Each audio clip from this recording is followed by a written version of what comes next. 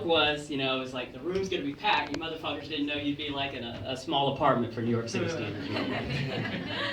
It is packed, but a little misleading, Mike. A couple things. One is, I wanted to go ahead and, just kind of talk a little bit about the theme that I'm going to do tonight. And just a couple things, Ryan. When you started reading my bio, it made me feel really old. Oh, sorry. I think Sophie was born in 1999 when I and a couple other things. I'm just going to start with my first poem. How many of you guys are single? Raise your hand.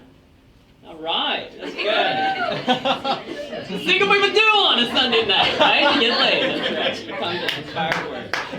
So this poem is called "After the Fourth Love of My Life Said That I Was High Maintenance." That's when I realized that all those other ex-girlfriends, well, they weren't that crazy.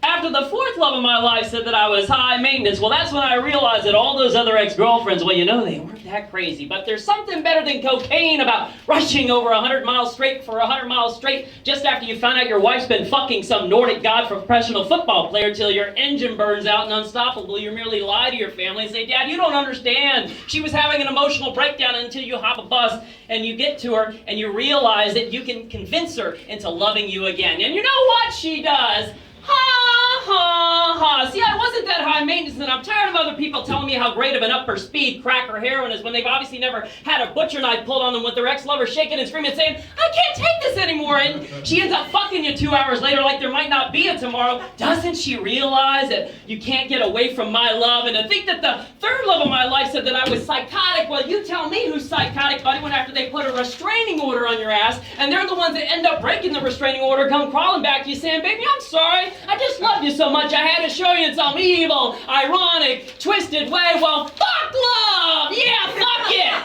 Give me obsession, give me passion, give me broken dishes and thrown televisions. Give me a pounding on the door. So please, baby, baby, baby, baby, please, come on, honey, let me in just so I can talk to you. Not some healthy, wholesome relationship where you never lost yourself in another person. Not some great grand relationship where you went to CODA and Al-Anon and SLAA with your significant other so that you never, and I mean ever, turn into somebody like me. Well, listen up, bucko, you never had a relationship with no boundaries. You have no idea how great your life can be when your happiness is totally dependent on another person. Yeah, you have no idea, buddy, when you're having make-up sex and break-up sex, and not to mention good old grudge fucking sex where you can just kill each other for having sex, and there's the I just love you so much, baby, let's just do it in the goddamn car sex. Yeah, don't even think about feeling sorry for me, loser, when you're the one that never feel the satisfaction of having sex with somebody just 2 days after you met her.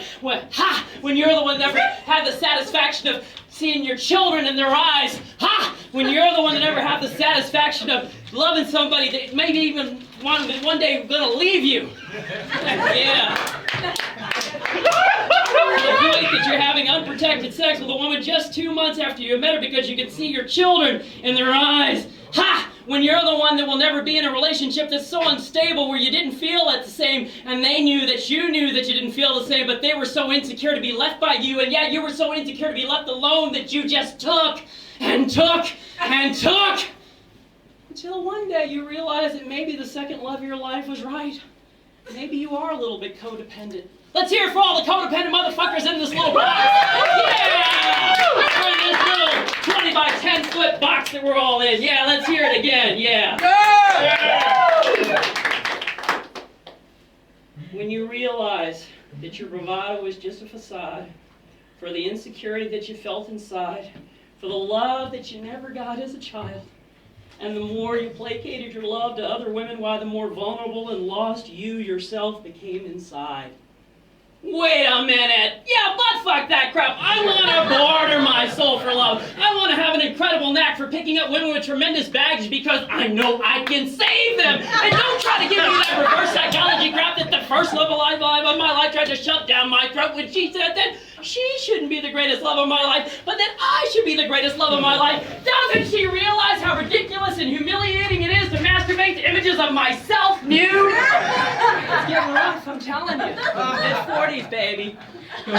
So after the fourth love of my life says, shit, Mother Humper, you are crazy. I said, yeah, bitch, I'm crazy about you.